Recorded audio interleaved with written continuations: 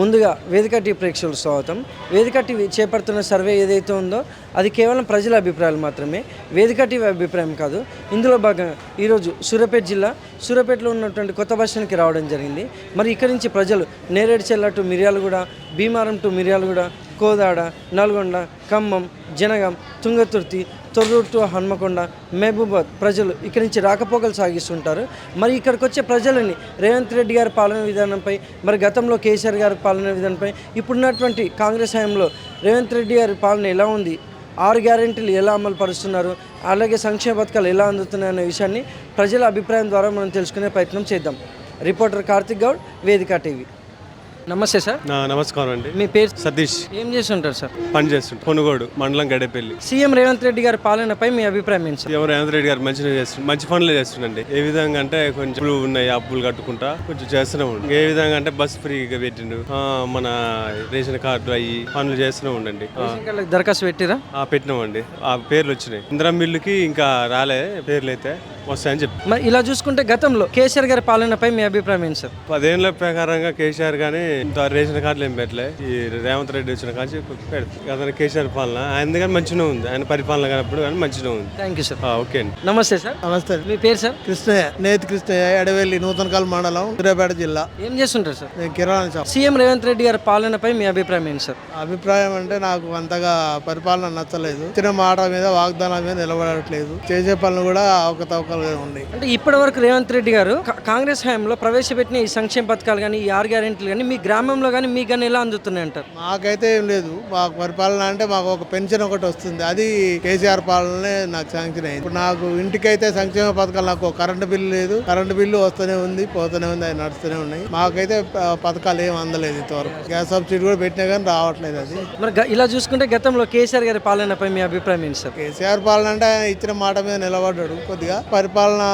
అనుభవం కల్లోడు కాబట్టి కొంచెం పరిపాలన మంచిగా నడిచింది ఆయన. అంటే ఇప్పుడు కూడా కాంగ్రెస్ గవర్నమెంట్ లో ఇంకా టైం ఉంది కదా, టైంలో చేస్తే చెప్పలేము మనం. ఇక అది పరిస్థితిలో ఎట్లా ఉంటుందో ఏం సంగతి అనేది తెలియదు. ఇప్పుడు వరకు అయితే నాకు అంతగా నచ్చలేదు. Thank you sir. ఓకే. నమస్తే సార్. నమస్తే అండి. మీ పేరు సార్? ఉపేందర్ రెడ్డి, మాది ఇస్తాలాపురం, ఆత్మగ్రేస్ మండలం, సూర్యాపేట డిస్ట్రిక్ట్. ఏం చేస్తుంటారు సార్? మేము వ్యవసాయం చేస్తాం. సీఎం రేవంత్ రెడ్డి గారి పాలనలో వ్యవసాయదారులకు ఎలా ఉంది, దానిపైన మీ అభిప్రాయం ఏంటి సార్? రేవంత్ రెడ్డి పాలనలో ఏముందండి, ఏం లేదు. ఒకటి వాటర్ రావట్లేదు, మాకు కరెంటు కూడా ప్రాబ్లంగా ఉంది. రైతు బంధు అన్నారు, రైతు బంధు లేదు, రుణమాఫీ లేవు, ఏబీ లేవు.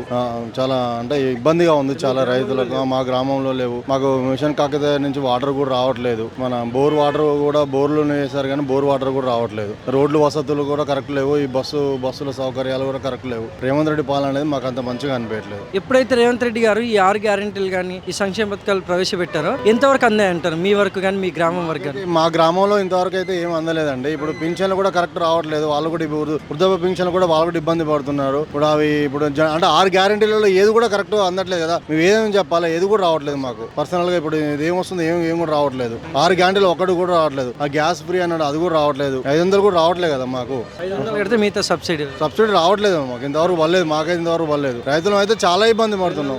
ఉచిత కరెంట్ కూడా లేదు మాకు. 12 అవర్స్ ఏదో అన్నాడు కానీ అందులో కూడా సగం డిస్టర్బెన్స్ లో కూడా మధ్యలో కట్ చేస్తున్నారు. పొలాలు మొత్తం ఎండిపోతున్నాయి, వాటర్ లేవు, వాటర్ వస్తున్నారు.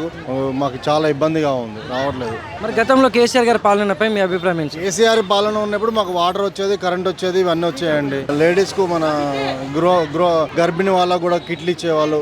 ఆ పాలన చాలా బాగుందండి.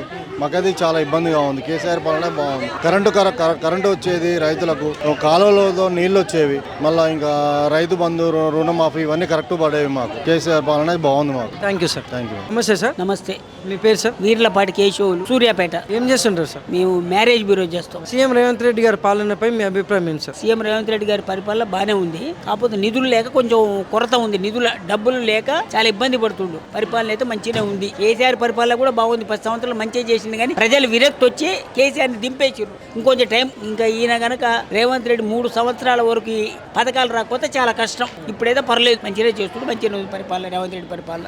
రేవంత్ రెడ్డి గెలిచింది టీడీపీ 20% ఓట్ల వల్ల రేవంత్ రెడ్డి గెలిచిండు. అది మెయిన్. పరిపాలన అయితే పర్లేదు, మంచిగా ఉంది. ఇంకొంచెం టైం, ఇంకొక 1 year దాకా చూస్తారు జనం. చూసిన తర్వాత మార్పు వస్తుంది. 3 సంవత్సరాలు చూస్తారు, తర్వాత మార్పు వస్తుంది. కేసీఆర్ పరిపాలన కూడా మంచిగా ఉంది, మంచిగా చేసిండు, డెవలప్ చేసిండు. మంచి డెవలప్ చేసిండు కానీ ప్రజలు 2 సార్లు 10 సంవత్సరాలు చూస్తున్నారు చేస్తున్నారు కాబట్టి ఒకసారి ఛాన్స్ ఇవ్వాలని ఇచ్చారు. ఈ ఛాన్స్ ఈయన మంచిగా దక్కించుకుంటే మళ్ళీ ఒకసారి గెలుస్తాడు, పరిపాలన మంచిగా చేసి మళ్ళీ ఒకసారి గెలుస్తాడు. Thank you sir. నమస్తే సార్. నమస్కారం అండి. మీ పేరు సార్? నా పేరు కృష్ణయ్య గారు. నేను బీసీ సంఘం జనరల్ సెక్రటరీ నల్గొండ జిల్లా. నేను కుమ్మరి శాలివాహన సంఘానికి తర్వాత మన నల్గొండ జిల్లా చేపూరు గ్రామం ఉండేది నల్గొండ. సీఎం రేవంత్ రెడ్డి గారి పాలనపై మీ అభిప్రాయం ఏంటి సార్? రేవంత్ రేవంత్ గంతే పాలన కొంచెం వరకు 90% వరకు కాదంటారు, 50% వరకు అంతే మంచిగానే ఉన్నది ఆయన చేసేది. కాకపోతే ఈ రైతు బంధు అనేది లేకపోవడం వల్ల జనాలందరూ రైతు బంధు ఇస్తలేరు కాబట్టి రైతు బంధు పట్టలేదు. జనాలు మొత్తం రైతు బంధు పట్టలేడు. ఆడేం సీఎం ఈడేం సీఎం అంటారు కానీ ఆడ చేసే పరిపాలన ఎడ్యుకేషన్ వాళ్ళకైతే అందరు కూడా చాలా మంచిగా ఉంటది. ఆ పరిపాలన అనేది వీళ్ళకి అర్థమైతలేదు. ఆయన వచ్చేది ఏంటంటే ఇప్పుడు రేపు కాబోయే సింద్రమ్మ పథకం కింద అన్ని అందరు కూడా తప్పకుండా వస్తుంది. అది ఇచ్చిన కాకపోతే ఆయన ఇచ్చిన ఆదాయం ఏంటంటే బస్సులో ఒకటి పీ తప్పించాడు, 2-3 కూడా ఆమె కూడా తప్పు తీసిన పైన కేసా రాహుల్ గాంధీ వస్తాడు అనుకోండి. వీళ్ళ లాక్డౌన్ మీద వీళ్ళు ఇచ్చింది వాస్తవం తప్ప, అది తప్పదు. ఇచ్చింది కూడా తప్పు, 2-3 తప్పించాడు. ఆ తప్పిస్తాం కూడా చాలా వరకు అది సక్సెస్ కాలేదు కాబట్టి ఇలా రేవంత్ రెడ్డి ఇవాళ పరిపాలన మంచిగా లేదని చెప్పి అంటున్నారు. కానీ ఆయన చేసింది ఎడ్యుకేషన్ దాంట్లో అన్ని చదువుకున్న అయితే అన్ని కూడా మంచిగానే ఉంటాయి. కాకపోతే రాబోయే కొన్ని కాలం 2-3 సంవత్సరాలు 5 సంవత్సరాల తర్వాత పూర్తిగా అనుకున్నది మొత్తం సాధించిపోతాడు. అది తప్పకుండా అవుతుంది. కేసీఆర్ రైతు బంధు 6 సంవత్సరానికి 2 బంధు ఇచ్చిండు కాబట్టి కేసీఆర్ పరిపాలన ఇచ్చి ఉండాలి కాబట్టి ఏం ఉద్యోగాలు ఇచ్చినా లేవు, బీటెక్ చేసిన లేవు, ఎంటెక్ చేసిన లేవు, ఎంపార్ట్మెంట్ చేసిన లేవు, ఎవరికి ఏం ఇచ్చింది లేదు. ఇచ్చినోళ్ళుగా ఇచ్చిండు.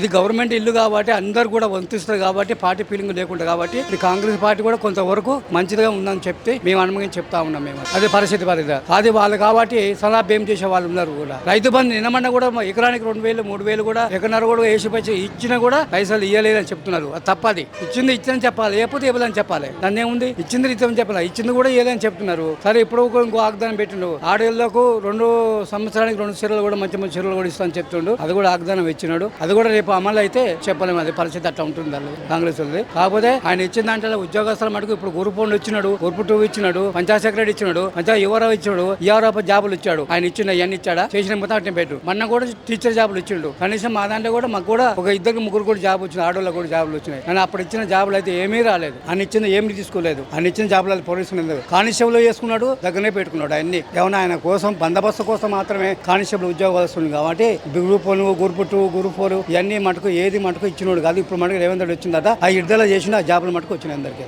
Thank you sir. Thank you అమ్మా.